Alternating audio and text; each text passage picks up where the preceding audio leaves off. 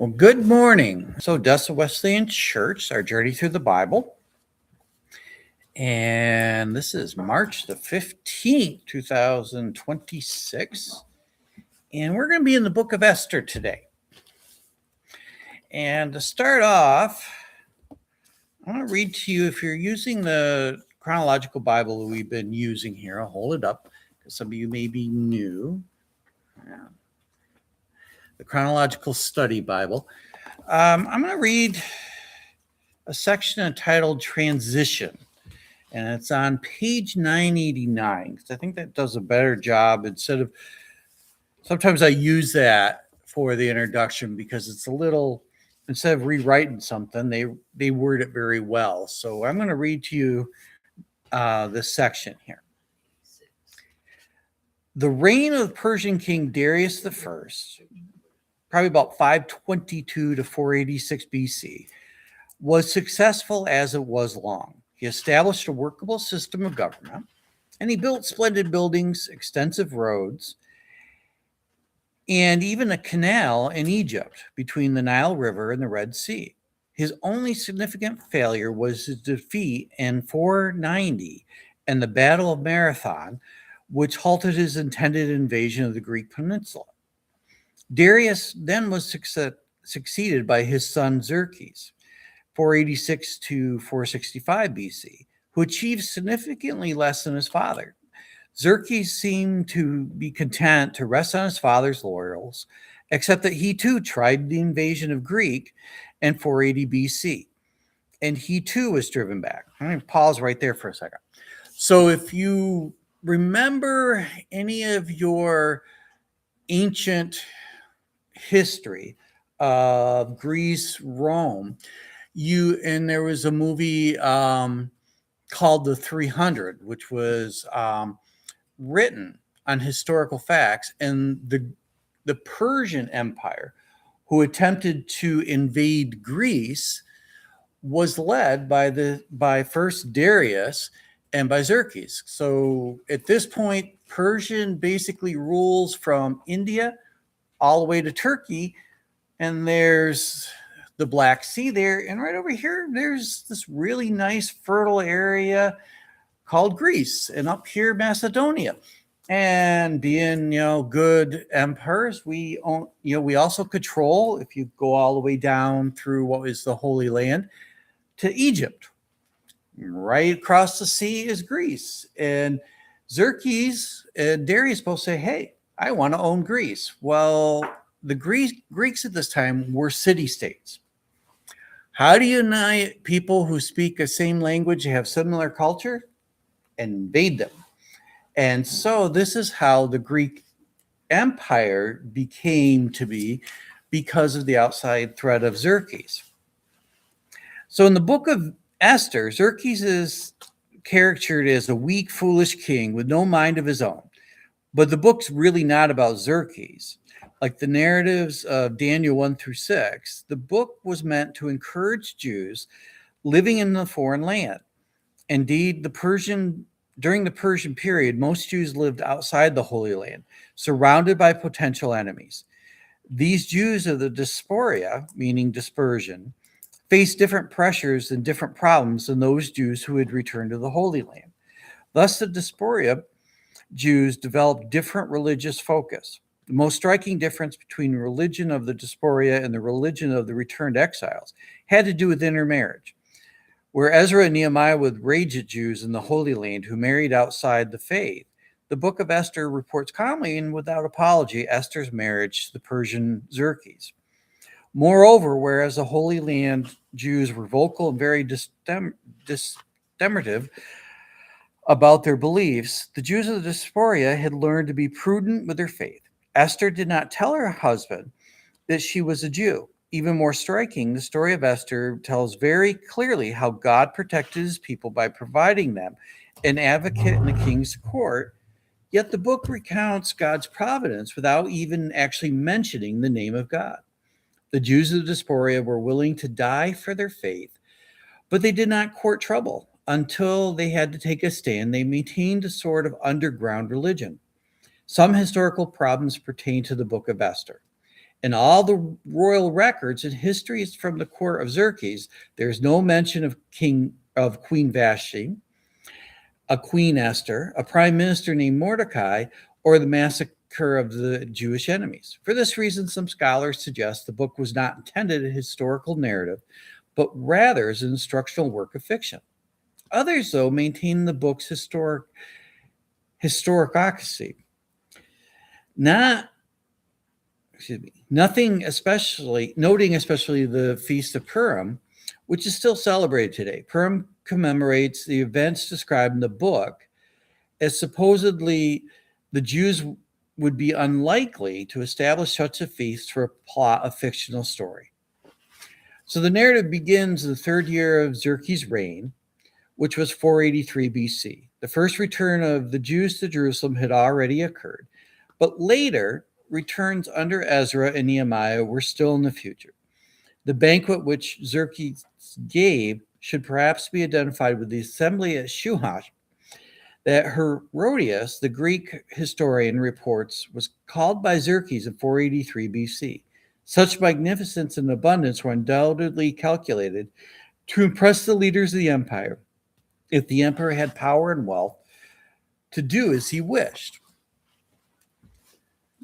So that brings us to the book of Esther. So where we are at this point in the history of the Jews, we're kind of going, as I mentioned off camera a few minutes ago, we're going a little bit in the future of the past, and next week we'll go back to the present of the past. Does that really confuse you? So what has happened at this point? That we know the Mede and Persian Empire has defeated the Babylonians. They have basically, are now the power to be in the world. And we'll talk a lot of it next week of the important event, but basically in fulfillment of the prophecies in Isaiah, that Cyrus, another name for Darius, it depends on what language you're reading, is predicted as allowing the Jews to go back to their homeland. And next week we'll talk about the significance, hang on one second, of that. But now we have Xerxes, who is the second emperor of the empire, and the Jews have again been living at peace within the Persian Empire. And this shows us a little bit of historical insight. And again, the reason why this is important is not that, first of all, as Christians, we need secular history to confirm the Bible, but this gives us some arguments because, again, you have Xerxes here, who has been written about not just in the Persian Empire records, but also the enemy, that Herodias would come through and he actually was Alexander the Great's court historian. And his job was to go back in the recent past and describe how the Greek Empire, which eventually will defeat the Persian Empire, will control everything in the world. You're starting to see kind of a human tendency here in history that, somebody rises up and wants to control everything. It seems like a historical cycle, especially in this section of the world. And so Xerxes decides that he's going to have this party. And let me read to you chapter 1 of Esther. Verses 1 through 9. This is what happened during the time of Xerxes. The Xerxes who ruled over the 127 provinces stretching from India to Kush.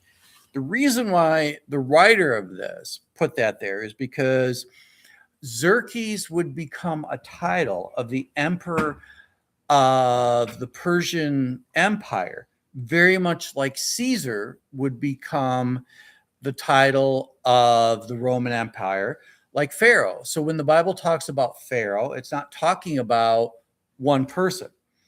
It's talking about different people. It's the title. The same thing when we talk about in the Roman Empire, Caesar, we're not saying that Julius Caesar lived for 1,500 years. That became a title. Well, Xerxes as well.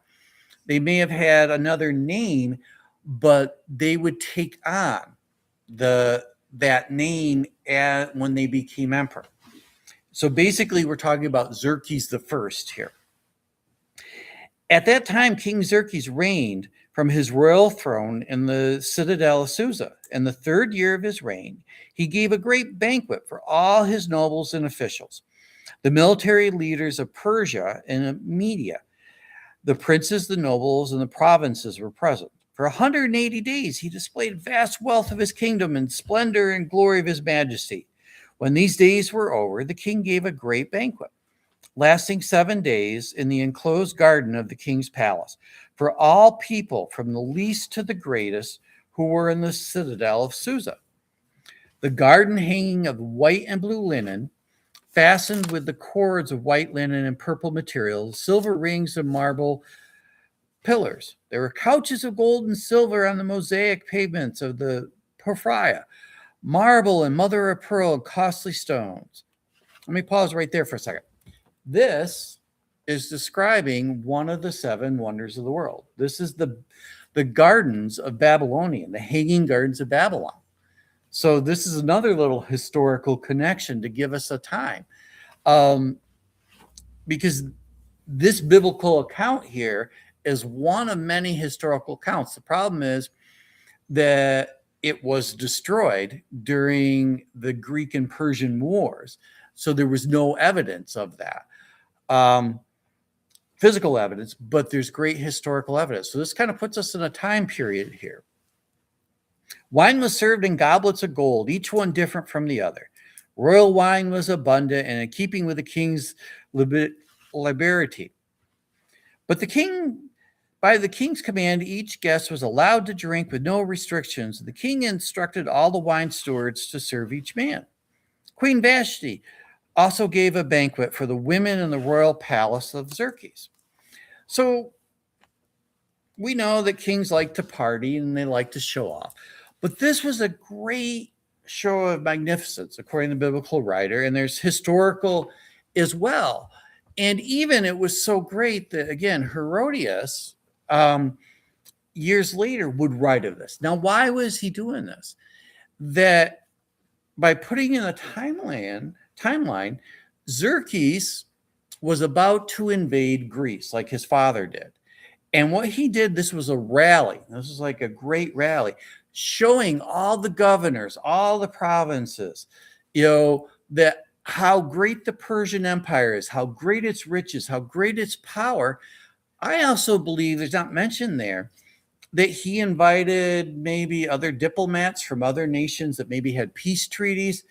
Maybe he even, invited some of the Greek leaders to kind of show, hey, look how powerful we are. You probably don't want to fight against us. And so he had this great, we could call it a pep rally. But part of this was, this display. He wanted to show off his queen. And so verses 10 through 12, he decides to do this. He's at Susa, and what we believe is, remember we had Babylon, and then the Persian Median Empire had another capital. There was like different ruling cities. This was probably east somewhere in what is modern day Turkey.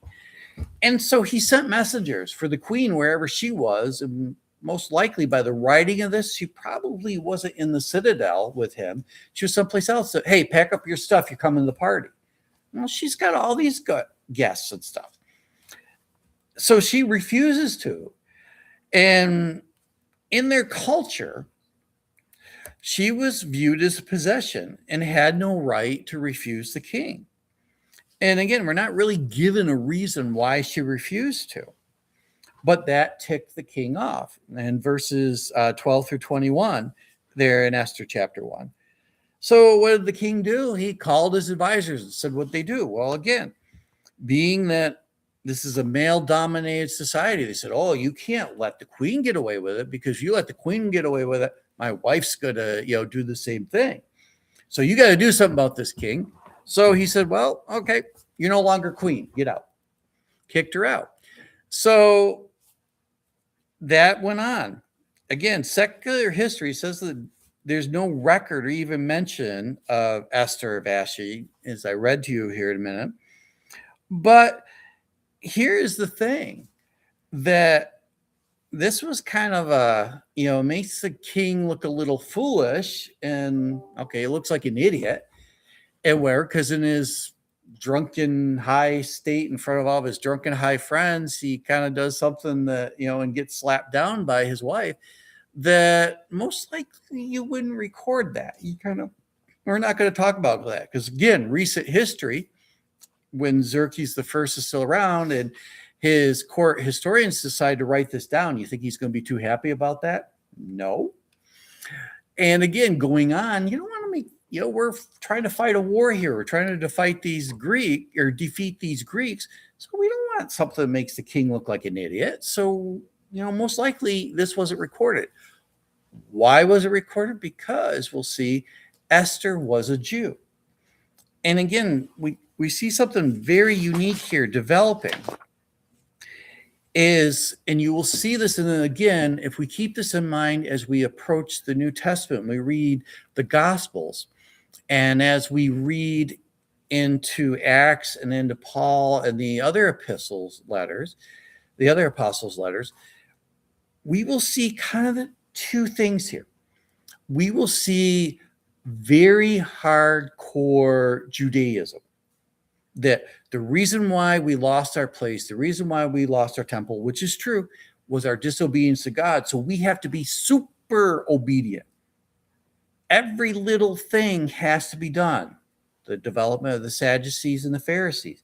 If you fail in one tiny little tick of the law, you're not going to be blessed by God. You're not going to go to heaven. And if we tolerate that, then a little bit more crack gets developed, and on, and our nation falls apart, and God will come and destroy us again. Because the Assyrians did this, the Babylonians did this, and then the Persians, came and ruled over them. Still no actual physical nation of Israel. And then the Greeks would rule over them. And then we would have a time period where they would be kind of free. And then the Romans would come over them, and so on and so on. So that developed, you either had this really hyper adherence to the Torah and to the Jewish laws and the expansion, or you had what we would call cultural Judaism, that you spoke the foreign language. You didn't dress differently, the tassels and, the prayer boxes attached to your forehead, that you went to the synagogue on the Sabbath, you went through the feasts, the rituals, but to look at you, to hear your accent, to see your lifestyle, maybe even to walk into your house, you're not really different than the Persians, the Greeks, the Romans. So then we have this two developments. So this is why when we get to Jesus' time period in the Gospels, you see this very strong opposition against Jesus, because Jesus is stirring up both. He's criticizing the people who are cultural in their relationship with God, and he's stirring up those who are, focusing more on the do's and don'ts.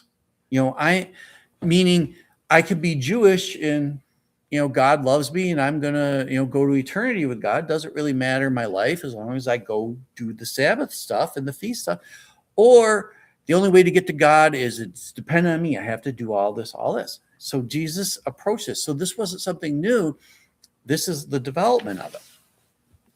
So who is Xerxes? Again, we talked a little bit about that. So I'm going to skip that section.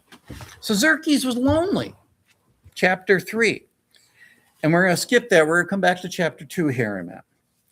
That Xerxes all of a sudden realized, I don't have a queen. That kind of, makes me look bad. And does he, kind of do the mature thing and says, Queen Vashti, I was wrong. I forgive you, can we make up? Well, and remember when we talked about Darius slash Cyrus and Daniel, when in the traditions of the Persian Empire, when you wrote a law, it was a law for all eternity. So Xerxes couldn't go back on his word and say, hey, bring the queen back. She's learned her lesson, whatever. So what happens? I need a new queen. So they hold this great, again, display that is almost like what we would call a modern day beauty pageant. And he sent his governors to each province and said, send me your best, the best, prettiest, the best person or female to be my queen. And then we will have a trial period to see which one becomes my queen. So Mordecai urges his cousin Esther to take part in this. Now, who were Esther and Mordecai? In 2 Kings 24:10 through 12, we see a list of exiles that were in the first exile under the Babylonian king that were brought to Babylon, the first invasion of the Holy Land. There we see a mention of a man named Kish. And then if we read into Chronicles, as we see the history of the descendants who were born in there, we see a mention of Mordecai. So then Esther talks about that Mordecai had a cousin. For some reason, her parents died. He became her guardian. So where we are in this point of history is, again, around 70 years after the exile, the Jews were allowed to fully return. They became a province under Ezra, which we'll talk about next week. They actually, instead of being a possession, that the Jews were allowed under Persian Empire to basically rule themselves as long as they, followed Persian law and paid taxes, because that's the big thing. Got to pay your taxes. So Mordecai wasn't one of the original exiles. He was born there. He probably was like a second generation of people. So he never, Mordecai probably never went to the Holy Land as far as we know. He, he was Babylonian, but at the same time, he was an adherent Jew. So he encouraged Esther to take part in this, but here he says to her, don't tell anyone that you're Jewish. Don't tell anyone you're Jewish. Well, why would he do that? Well, again, we saw in Daniel, we saw in Shadrach, Meshach, and Abednego. When we go back next week into Ezra, and as we continue on into Nehemiah, that the Jewish people were still facing discrimination in the Persian Empire. Because again, that yes, they lived and they were incorporated into the government.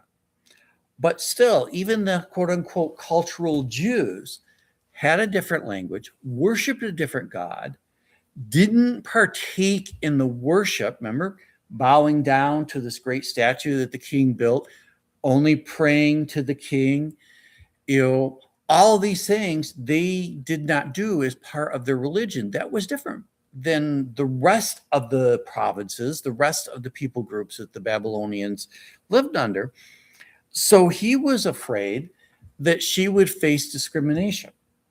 So they were distinct in that way, but yet still these two would rise to really have distinct influence.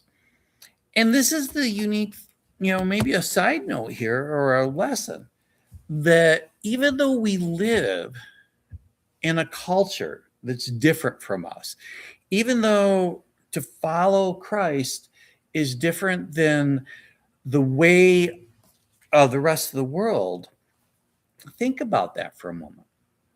That God uses these people he uses them. Daniel, Shadrach, Meshach, and Abednego. Look at the influence they had in the Babylonian and the early days of the Persian Empire. Yes, they faced hardships, they faced discrimination, they faced persecution, but they still stood for their God. And Mordecai, at this time, is an advisor. He's a leader, and eventually he will rise to a strong place. Esther will rise to being the wife of the empire. So the point is that no matter what you're facing, stay faithful to God. And circumstances, here again, you could have a culture of despair, to be a Jew at this time because, our forefathers had this great land, and then other forefathers sinned, and our land was destroyed. Our temple was turned into rubble, and now we're being punished for our sin. Woe is us. But they also held on to that hope. And during this time, all of a sudden, that hope was confirmed that the prophet said, you will return to your land. And Israel was being rebuilt at this time. So let's go back in time a little bit. So now Esther is the queen. Mordecai, during this time, notice it says here in chapter 2, verses 19 through 22, Mordecai's sitting by the gate. In the same tradition as we talked about all the way back, I think the very first mention we had of this was we go back to the book of Ruth. Remember, it talked about how business was done outside the gates of the city. So Mordecai has some type of business role, some type of authority. So again, this tradition is being kept on, and it's part of this culture of the Mideast. So Mordecai is sitting by the gate, and all of a sudden he overhears a couple of guards saying, we're going to go assassinate Xerxes. Now, we don't really know why. My theory is that because, again, remember that his father defeated the Greeks. Xerxes attempts to defeat the Greeks. And then, Xerxes, does this foolish thing with his wife. They're maybe saying, hey, this emperor is an idiot. Let's get rid of him. Let's put our own in. It could be, again, even though you have all these people groups, they're amalgamated, that, again, you have all these people groups who were originally Persian. The Jews are not unique in this of having their own culture. Most of the other cultures kind of, okay, we'll worship the king as a god. We'll bow down, we'll follow his festivals. But you know what? We were Babylonians. We were Assyrians. We were fill in the blank. We're Egyptians, and I've been forced to live all the way up here, whatever it may be. So maybe it was, a people group. We don't really know why. But Mordecai says, oh, you're going to murder my, basically now cousin-in-law, the king is. So he tells Esther, who then goes to the king and says, hey, there's an assassination plot afoot. It's investigated and it's found to be true. Now you would think, okay, we're going to reward Mordecai here. We're going to, give him, gifts, because if somebody is a leader, somebody tells you, hey, you're about to get stabbed in the back or you're about to lose your head by your own bodyguards, you're going to acknowledge that. You're at least give them a medal or a promotion or something, right? Nothing really happens to Mordecai. We don't know why. Well, time goes on, so we're going to go back in the future. The king appoints this prime minister, Haman, in chapter 3. And prime minister, basically, kings were figureheads that, that the prime minister, again, he's appointed. He's not elected like we would see in our modern world. That he had all the power except when the king said he didn't. Basically, he could do whatever he wanted until the king says you can't do that.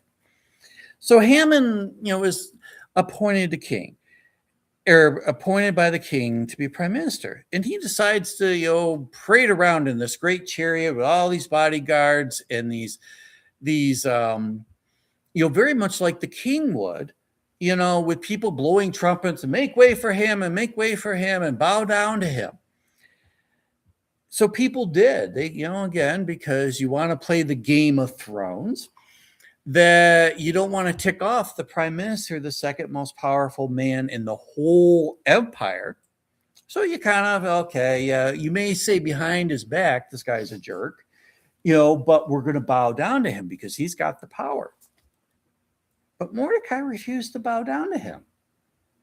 Well, do you think Haman said, well, he's Jewish and that's his culture, that's his religion, whatever, and, we know that, he's kind of a friend to the king because of that assassination plot he foiled.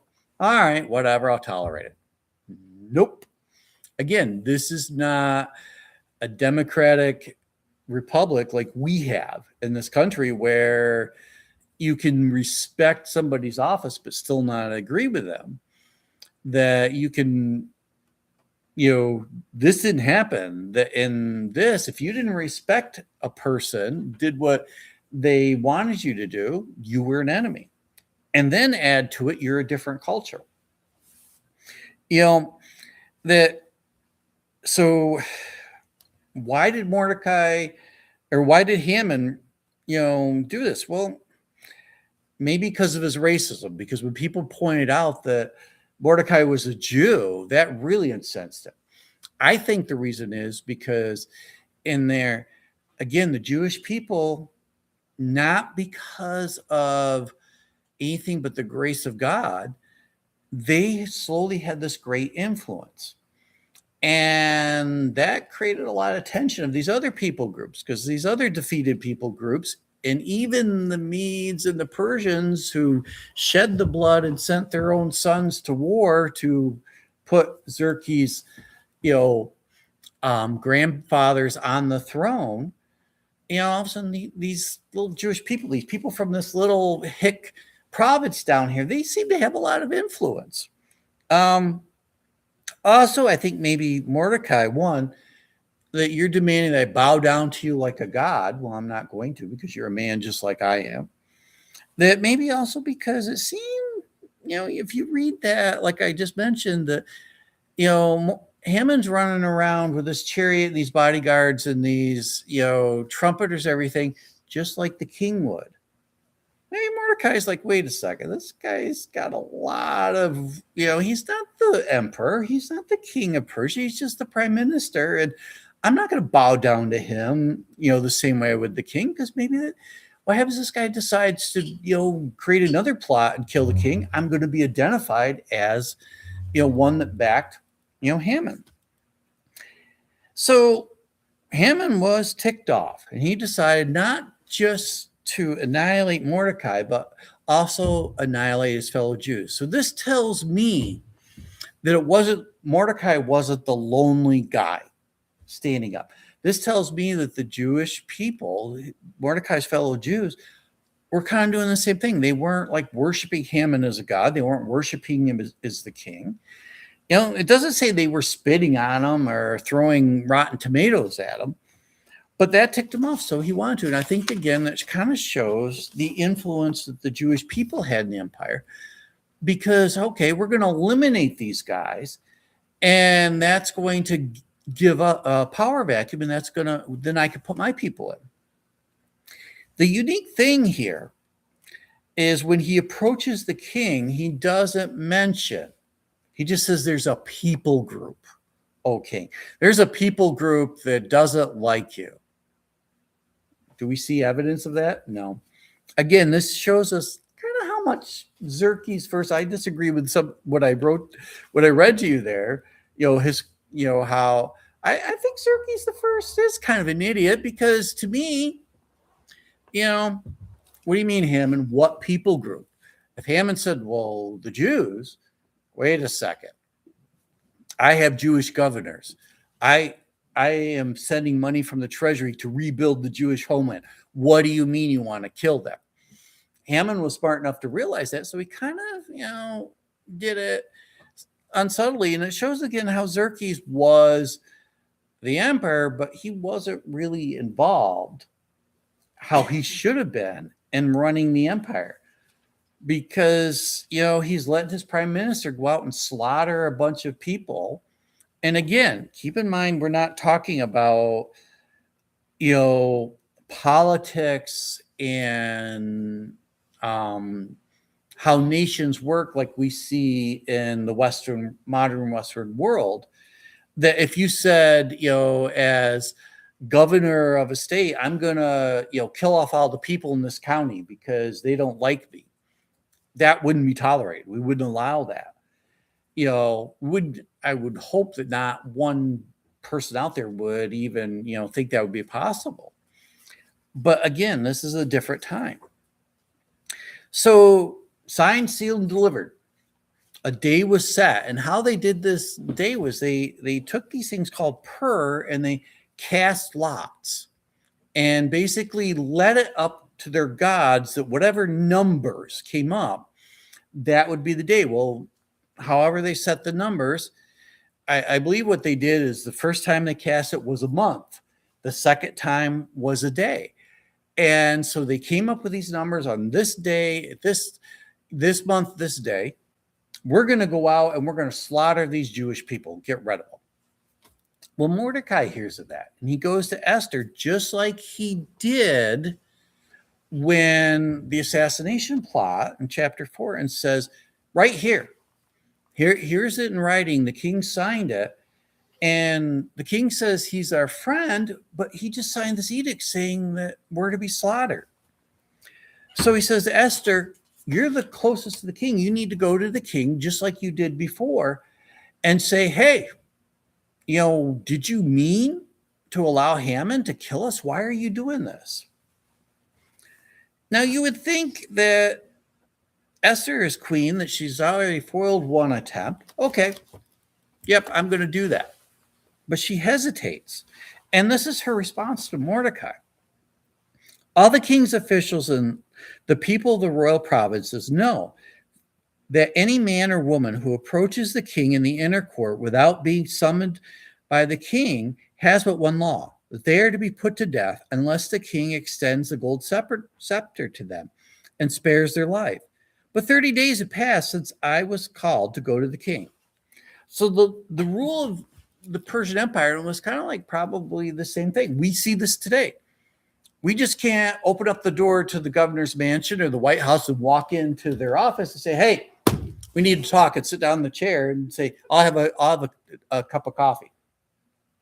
What we wouldn't even get past the front gate. The Secret Service would drag us off. They wouldn't put us to death, but this is common occurrence. Now, you go back in history, the unique thing is that up until, I would say early 20th century, the White House was called the People's House, and basically you could do that. You could just walk in and bother the president.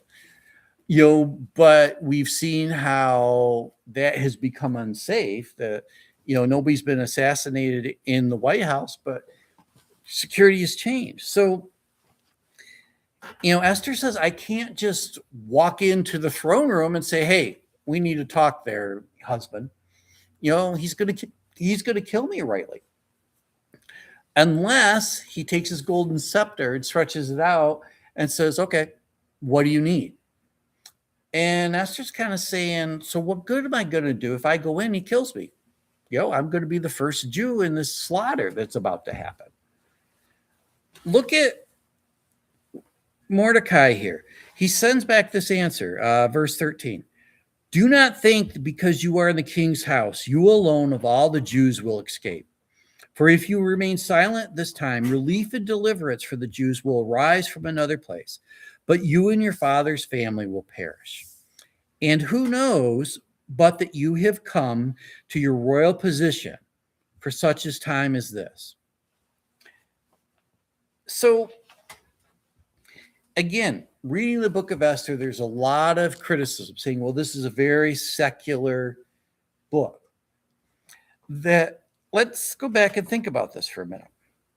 That you notice that the people led by Mordecai were weeping and fasting, following a Jewish tradition of putting on sackcloth, of fasting, and praying to God in a time of grief and mourning to call on God. Now, you notice in here, no mention of God. They were still practicing their Jewish religion. And obviously, Esther was still adhering to that as well. And so Mordecai's faith is still there. He has faith in God that God is going to protect them and rescue them. And he also has a great faith and belief that Esther has been put in this place for this time. I love that verse. And who knows, but you have come to your royal position for such a time as this. And I'll focus on that a little bit later. So, what does Esther do? She prays and fasts just like the rest of her people. She puts on her best. She walks into the throne room of the king, not knowing if she's about to breathe her last breath or not. The king extends his scepter and says, "What do you need?" Does she pour out her woes and, "Hey, King, Haman's a really nasty guy, and you need to step into this"? No, she goes, "Hey, come on over for dinner."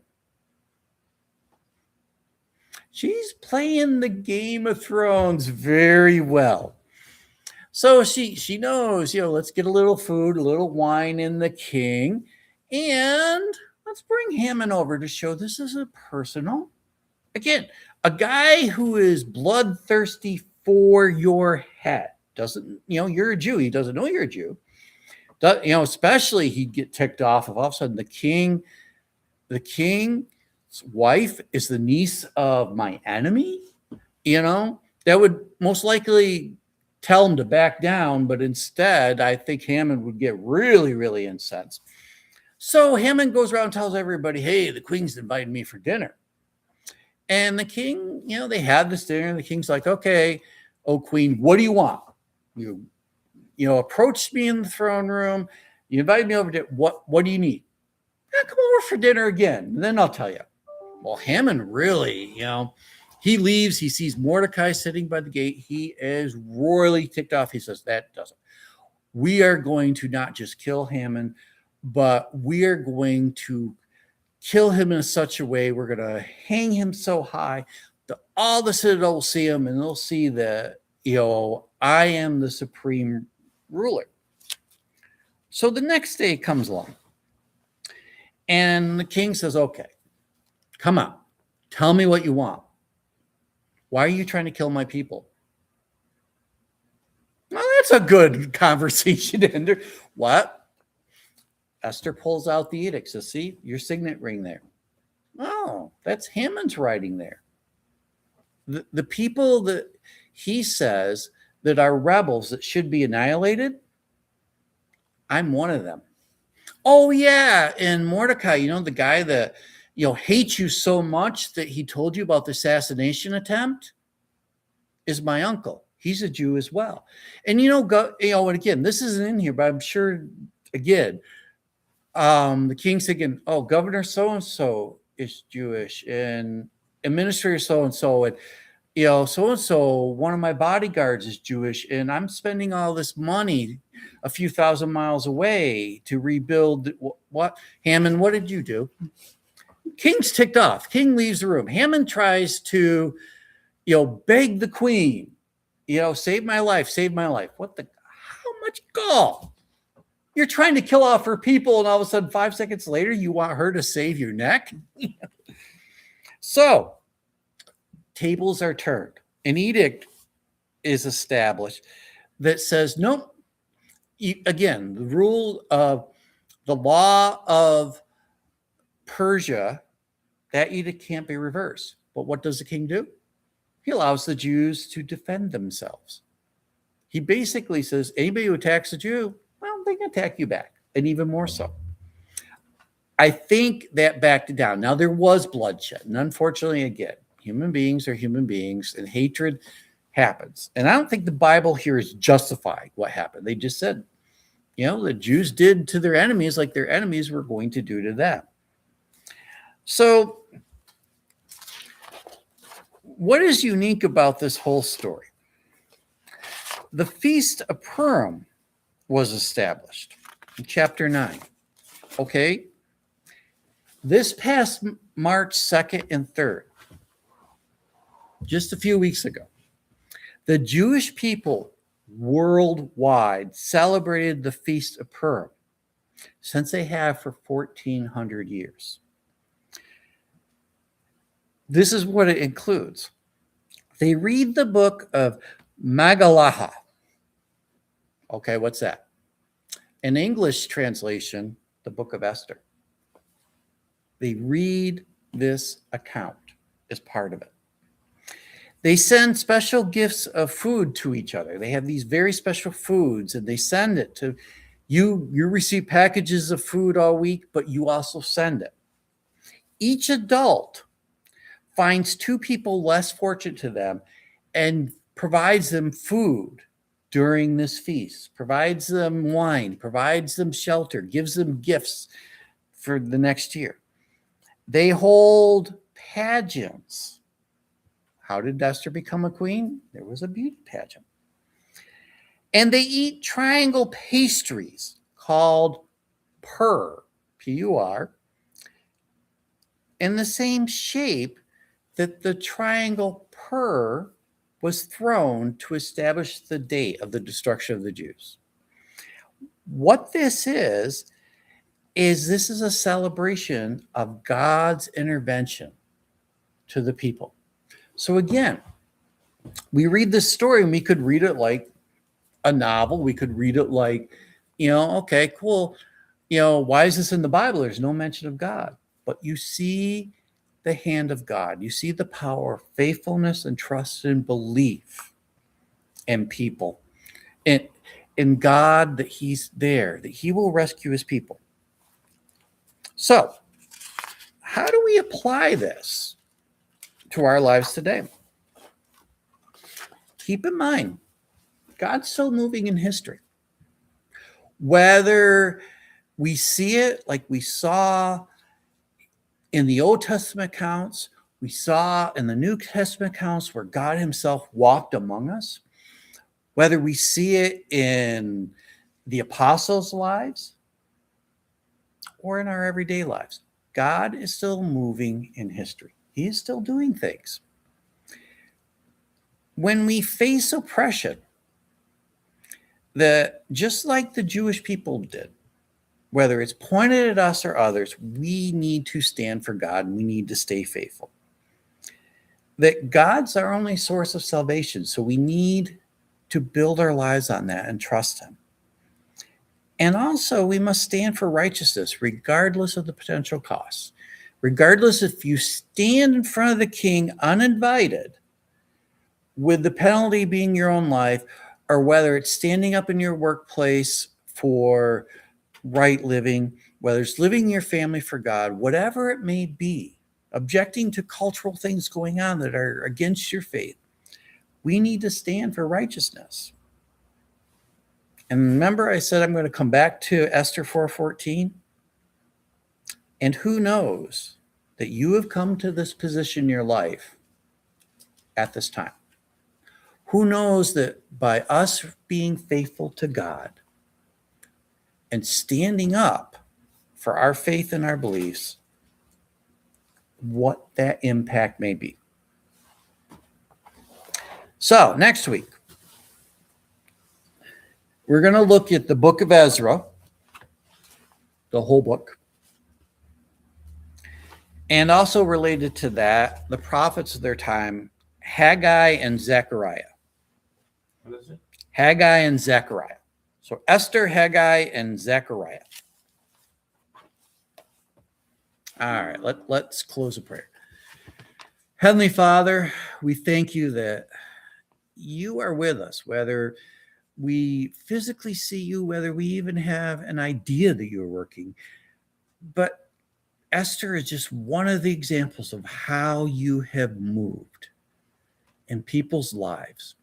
We ask that you continue to move in our own lives so that we can be your hands, your ears, your voice to the world around us. In your name, amen. Amen.